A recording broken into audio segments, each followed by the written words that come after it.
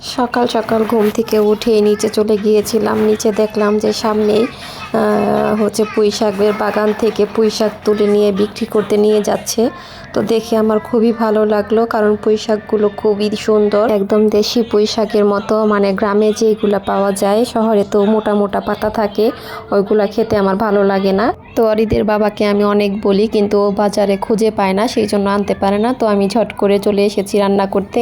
এই দেখেন 2 বছর আগের হচ্ছে লটকা শুটকি আমি কক্সবাজার গিয়েছিলাম, তখন এনে রেখেছিলাম। এইবার যখন কক্সবাজার গিয়েছিলাম তখন আমি কোনো শুটকি আনি নাই, কারণ গতবারের শুটকি আমার অনেক ছিল, সেই জন্য আমি কোনো শুটকি আনি নাই। তো আমাকে অনেক লক্ষ্মী বলতে পারেন, কারণ আমি 2 বছর আগেকার শুটকি এখনও খাচ্ছি, একটু নষ্ট হয় নাই, খুবই যত্ন করে রেখে দিয়েছিলাম। তো ফেসবুকে আমি দেখেছিলাম লটকা দিয়ে পুঁই শাক রান্না করা, তো আমার দেখেই খেতে ইচ্ছে করছিল, তাই আমিও রান্না করে ফেললাম। আজকে শুক্রবার ছিল, তাই অরিদের বাবা অনেক দেশি মাছ কিনে এনেছে। আয়ের মাছ ছিল, পাবদা মাছ ছিল, ট্যাংরা মাছ ছিল, তারপর ছোট বাইলা ছিল, বাইম ছিল, ঘাইরা মাছ ছিল।